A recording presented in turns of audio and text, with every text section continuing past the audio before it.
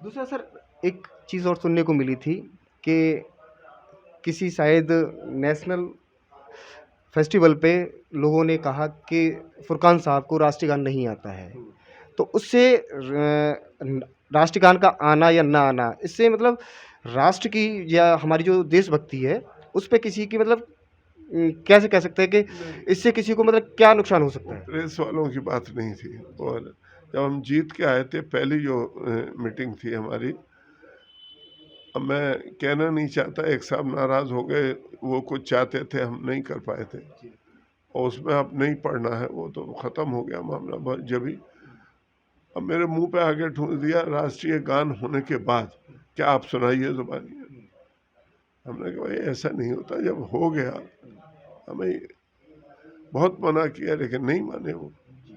जी sir. दूसरा एक बार ये भी देखने को मिला, सुनने को मिला, उस एक समय था कि आपको काफ़ी ट्रोल किया गया कि सतीश गौतम जी, आपने ज़मीन का जो भूमि पूजन किया था, उस समय गंगा जल आपको पिला दिया गया था, तो उस समय वो भी सब आपको पुरानी बात है कि अब उसका कोई हित नहीं रह जाता। नहीं तो नहीं, उस इसे मत।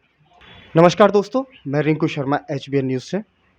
और आज हम जो मुलाकात करने आए हैं, शहर की एक ऐसी शख्सियत थे, जिनके बारे में शायद मैं अपने शब्दों में तो नहीं कह पाऊँगा, क्योंकि शहर का लीजेंड कह सकते हैं उनको। उनके नाम ऐसी-ऐसी उपलब्धियाँ हैं कि जिनको गिनाना शायद मेरे लिए भी मुश्किल है। और उन शख्सियत का नाम है श्री मोहम्मद फुरकान जी, जो अभी 2017 की निकाय जो चुनाव थे, उनको जीतने के बाद में अलीगढ़ के मेयर बने हैं। और अभी भी जो निकाय चुनाव आ रहे हैं, लगता है कि उनकी आगे भी इसमें लड़ने की प्रक्रिया बनी रहेगी, और हो सकता है कि जनता का प्यार इन्हें दोबारा मिले और दोबारा से ये अलीगढ़ के मेयर चुने जाएँ। दूसरा ये भी कह सकते हैं कि पूरे यूपी में जितने भी निकाय चुनाव में जो भी मेयर बने हैं, वो ऐसे अकेले शख्स हैं जो मुस्लिम समुदाय से आते हैं और अकेले मेयर हैं। ये उपलब्धि उनके लिए भी काफ़ी मायने रखती है, और बाकी जनता को ये देखना है और सोचना है कि उनके प्यार को और उनके जो काम हैं, वो किस तरह से करते हैं, और उनको क्या मतलब उन जैसा ही मेयर मिल जाए दोबारा से, जो उनकी समस्याओं को सुने और उनके लिए कार्य करे। इसी को आगे बढ़ाते हुए सर से हम बातचीत करते हैं, उनकी इंट्रोडक्शन लेते हैं और उनकी जो उपलब्धियाँ हैं, क्या शिक्षा रही, किस तरह से उनका राजनीतिक करियर रहा, सारी बातें सर की ज़ुबानी सुनते हैं। नमस्कार सर। जी, तो हमारे जो दर्शक हैं सर, वो आपके बारे में कुछ जानना चाहते हैं कि आपका किस तरह से राजनीतिक करियर रहा, शिक्षा रही, आपके परिवार का क्या रहा? तो इसी के संबंध में हम आपसे जानकारी चाहते हैं कि पहले आप अपना लोगों को परिचय दें। मैं अलीगढ़ ज़िले का रहने वाला हूँ, अलीगढ़ का रहने वाला हूँ। जलाली एक कस्बा है, वहाँ से हम बिलोंग करते हैं। और छोटी सी उम्र में जब हमारी मदर की डेथ हो गई, तो फिर हमें यहाँ यूनिवर्सिटी में स्कूल में दाखिल कराया गया, और ज़्यादातर हमारा हॉस्टल में लाइफ गुजरी। और तमाम पढ़ाई करने के बाद, लॉ करने के बाद, एमए करने के बाद, बीकॉम करने के बाद हम छात्र संघ के अध्यक्ष चुने गए, उपाध्यक्ष चुने गए यहाँ पर। इस तरह से हमारा राजनीतिक कैरियर शुरू होता है। और ज़िंदगी में एक ही ख्वाहिश है कि हम लोगों की मदद कर सकें, अपने लोगों की मदद कर सकें, उन गरीबों की कर सकें, कोई भी जाति का हो जो बेसहारा है। ये हमारी ख्वाहिश रही। कितना हमने किया कितना नहीं, ये तो ऊपर वाला अल्लाह भगवान ही जानता है। जी सर, आपका जो राजनीतिक करियर यूनिवर्सिटी से स्टार्ट होता है, और सुनने में जैसे आता है कि आप 2017 में जो मेयर की सीट जीते थे, उस समय मतलब किस तरह का शहर का जो माहौल था, वो किस तरह से था?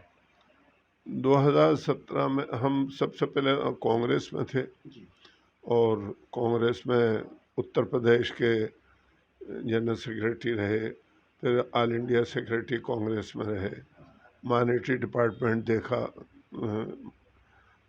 सोनिया जी की आशीर्वाद रहा कांग्रेस में।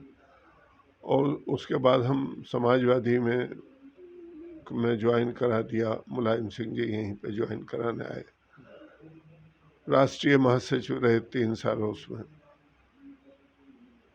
उसके बाद बहुजन समाज पार्टी में हम आ गए थे किसी वजह से, और बहन जी का आशीर्वाद मिला, बहन जी ने प्यार दिया, बहन जी ने हमें एक ताकत दी, बहन कुंवारी मायावती जी ने। तो मेयर का चुनाव लड़ाया, हम मेयर जीते। जब 2017 में लोग ये नहीं समझते थे कि यहाँ पे मेयर कोई और हो सकता है, क्योंकि जब से नगर निगम बनी भारतीय जनता पार्टी ही के मेयर रहते थे। मैं पहला मेयर था जो भारतीय जनता पार्टी को अलीगढ़ में हराने के बाद मैं मेयर बना। अपनी पार्टी का भी इस वक्त अकेला मेयर हूँ और मोमडन भी अकेला हूँ। और हमने जितना हो सकता था, जितने इन हालात में हमारे साथों से, जबकि 2 साल कोरोना में रहे और बहुत बुरे हालात रहे, लेकिन काम सबसे ज़्यादा मेरे ज़माने में हुआ है 5 साल में। ये सब पब्लिक जानती है। दूसरा, अलीगढ़ बड़ा सेंसिटिव शहर है। आज के जो हालात हैं किसी भी शहर के लिए हो, जहाँ अमन रहेगा वही आगे जाएगा, वहीं तरक्की, भाईचारा बना रहना चाहिए। इसमें भी हमने पूरा अहम रोल अदा किया और हर तरह से अलीगढ़ महफूज रहा। अलीगढ़ में कोई ऐसा दंगा फसाद नहीं हुआ। और 5 साल चलाने के लिए मुझे तमाम पार्षदों ने साथ दिया। पार्षद मेरे साथ खड़े रहे। अलीगढ़ के अवाम किसी भी जाति से ताल्लुक़ रखते हों, मेरे साथ रहे। हिंदू, मुस्लिम, सिख, ईसाई तमाम लोगों ने मेरा साथ रहा। और ख़ास तौर से अखबारों का बड़ा अहम रोल होता है। दैनिक जागरण है, अमर उजाला है, आपके हिंदुस्तान है, ये 3 अखबार हिंदी के। उर्दू का अखबार है राष्ट्रीय सहारा। ये अखबार बहुत, इन लोगों ने बड़ा अहम रोल अदा किया। कहीं मुझे परेशानी आई, कहीं थोड़ा सा किसी ने कमलल रंग देने की कोशिश की, तो इन्हीं अखबारों ने, दैनिक जागरण एडिटोरियल लिखा मेरे नाम पे, मुफ्ती साहब ने या दूसरे गुरुद्वारे के लोगों ने, उन्होंने हमेशा मेरे साथ दिया और मुझे जिसकी वजह से एक ताकत मिली। मेयर का बहुत बड़ा काम होता है। मेयर को टाइम ही नहीं होता है, इतना काम होता है। अगर वो जिम्मेदारी महसूस करे तो अलीगढ़ में इस 5 साल में सबसे ज़्यादा काम है। अच्छा, दूसरा सर, सुनने में जैसे आया है हमारे कि कोरोना काल में आपकी जो उपलब्धियाँ थी, लोगों की मदद करने का जो तरीका था, वो कैसा रहा? आपका जो एक्सपीरियंस उसको बहुत अच्छा। मैं तो खुद ही कोरोना में पड़ा हुआ था। मेरे बारे में तो न्यूज़ भी चल गई थी कि मेरी डेथ हो गई, लेकिन ऊपर वाले को बचाना था।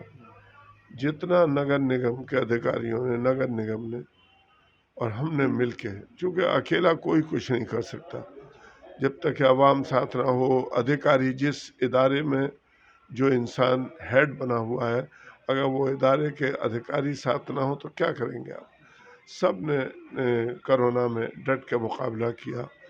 हालांकि अलीगढ़ का बड़ा नुकसान हुआ। बड़े बड़े अच्छे लोग, बड़े बुद्धिजीवी लोग, आम लोगों की डेथ हुई। मैं भी एडमिट था, लेकिन उससे जूझा और अलीगढ़ उन हालात से निकला।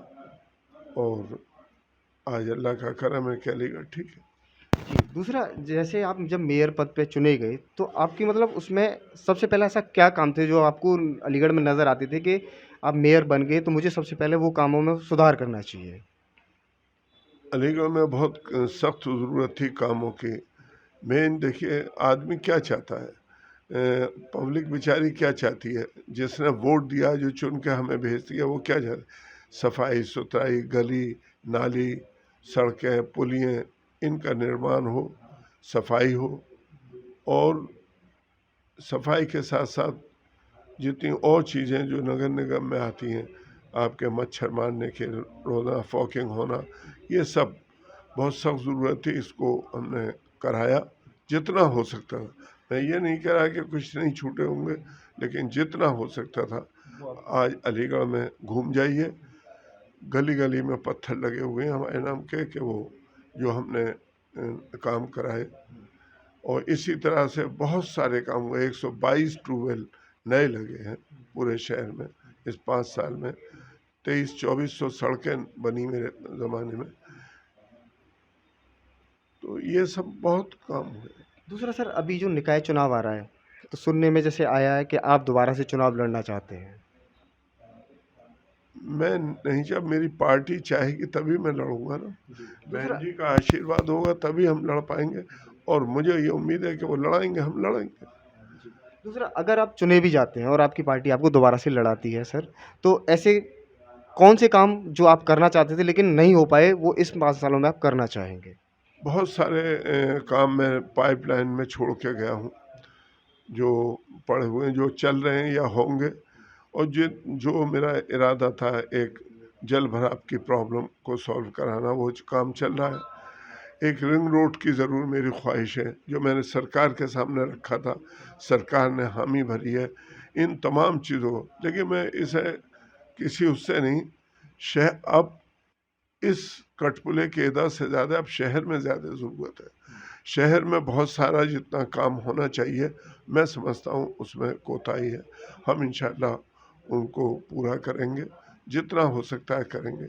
हालांकि बड़ा फ़र्क पड़ता है जब जो मेयर होता है, अगर उसकी सरकार होती है तो बहुत काम होते हैं, बहुत तेज़ी से काम होते हैं। और अलीगढ़ को हमें दंगा फसाद से भी बचाना पड़ता है।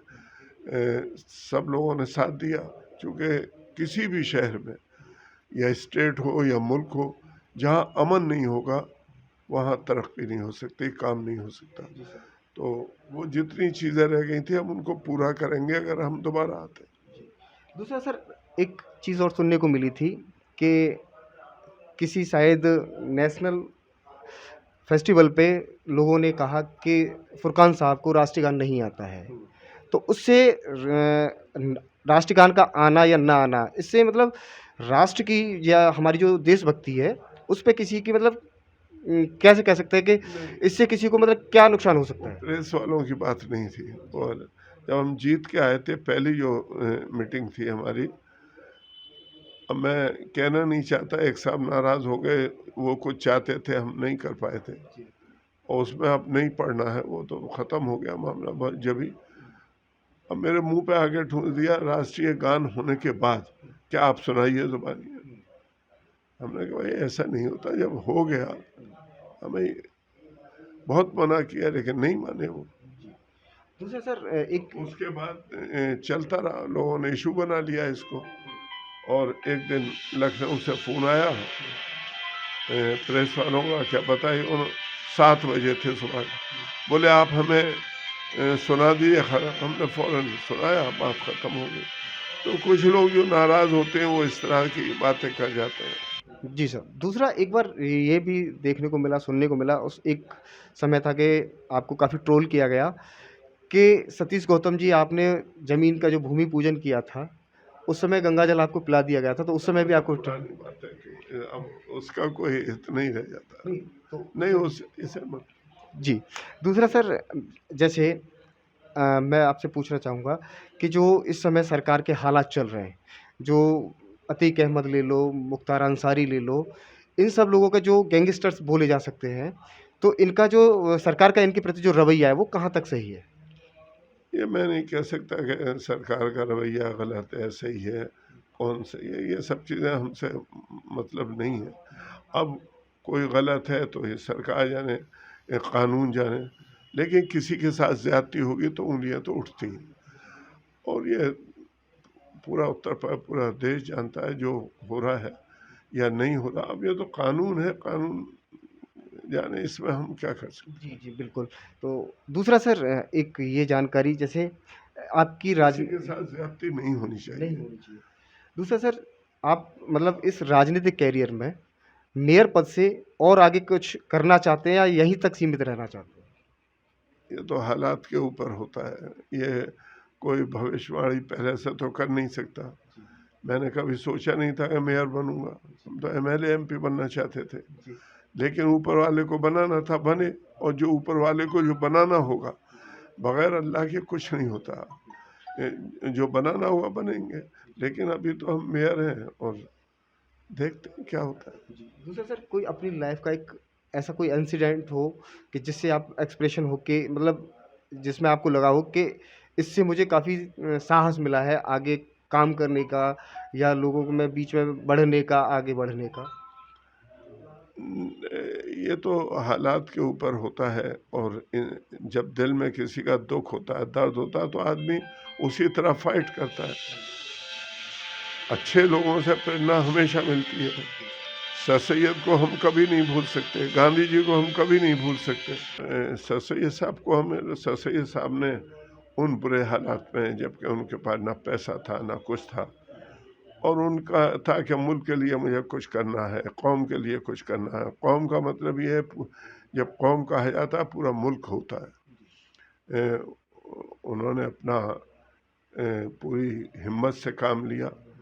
तो सर सैयद तो हमें प्रेरणा देते हैं। उनकी पूरी ज़िंदगी अगर हम पढ़ें तो वहाँ से बहुत कुछ मिलता है, हमें ताकत मिलती है। उन्होंने एजुकेशन पे जो काम कर दिया कम लोगों ने किया। गांधी जी ने 1-1.5 गज की धोती पहन के मुल्क को आज़ाद करा लिया, लेकिन हम उस गांधी को जिसने इस मुल्क को आज़ाद कराया, हम 2 साल जिंदा नहीं रख पाए। और एक ऐसे आदमी को जो मुल्क के ऊपर एहसान है, पूरी दुनिया में उसका नाम है, उसके सीने में 6 गोलियां उतार दी। तो उन्होंने इन ऐसे बड़े लोग यूँ नहीं बन जाते, उनकी कुर्बानियाँ होती हैं। गांधी ने जो काम किया, सर सैयद ने जो काम किया, इन लोगों ने, ये हमेशा प्रेरणा स्रोत होते हैं, ये प्रेरणा देते हैं। और आदमी इससे एक ताकत महसूस कर, जिसे आगे बढ़ना होता है तो इनको पढ़ के आगे बढ़ता है। अच्छा, बाकी सर जनता के लिए आपकी कोई ऐसी अपील जिससे अब जनता तक पहुंचाना चाहते हैं? बस जनता से मैं यही कहूँगा, ख़ास तौर से अलीगढ़ वासियों से, कि अलीगढ़ हमारा है। मैं अलीगढ़ की बात बार बार इसलिए कर रहा हूँ, हम अलीगढ़ को नुमाइंदगी देते हैं, अलीगढ़ से हम चुनाव जीते हैं, पब्लिक ने हमारा साथ दिया है हर जगह से, पूरी ताकत से। मेरे लोगों ने मेरा साथ दिया, मेरी पार्टी के लोगों ने साथ दिया, मेरे हर उस आदमी ने जो अलीगढ़ से प्यार करता है। कम वोट मिला लेकिन सब ने वोट दिया। मेरे मुसलमान भाइयों ने पूरी ताकत से वोट दिया, और आज मैं मेयर बना। मैं अलीगढ़ वालों से इतना ही कहूँगा, कभी हमें सबको मिलकर अलीगढ़ से प्यार करना चाहिए, या अमन बरकरार रखना चाहिए। और जो खुराफाती बातें करते हैं, जो लड़ाने की बात करते हैं, उनको कंडेम करना चाहिए, उनसे उनको दूर रखना चाहिए। क्योंकि मैंने पहले भी कहा, अब भी कह रहा हूँ कि अलीगढ़ हर बुराई से बचा रहे, ये हमारी जीत है। और मैं अपील करता हूँ अलीगढ़ वालों से, तमाम लोगों से। अलीगढ़ के बहुत अच्छे लोग हैं, सब लोग बहुत अच्छे हैं, अलीगढ़ को अच्छा देखना चाहते हैं। अलीगढ़ में जब देखते हैं काम हो रहा है तो खुश होते हैं। हज़ारों फ़ोन आते हैं मेरे पास। अभी ये जन्नत सीट हुई है, कितने हर बिरादरी ने फ़ोन किए, सब हम आपके साथ हैं, हम आपके साथ हैं। हमने उनसे यही कहा, ठीक है, ऊपर वाला जो चाहेगा वो होगा, लेकिन पार्टी का आशीर्वाद, बहन जी का आशीर्वाद होगा तो हम लड़ेंगे। अच्छा सर, जैसे अगर पार्टी चाहती है तो इस पे वैसे आपकी प्रक्रिया स्टार्ट हो गई या नहीं हुई है, कि पार्टी से इस संबंध में आपकी बातें चल रही हैं या अभी नहीं चल रही हैं? ऐसे हमारे यहाँ नहीं, हमारी बहन जी ये नहीं, बहन जी को सब मालूम है किसको के लिए क्या करना है। चलो, कोई दिक्कत नहीं। अच्छा, दूसरा सर,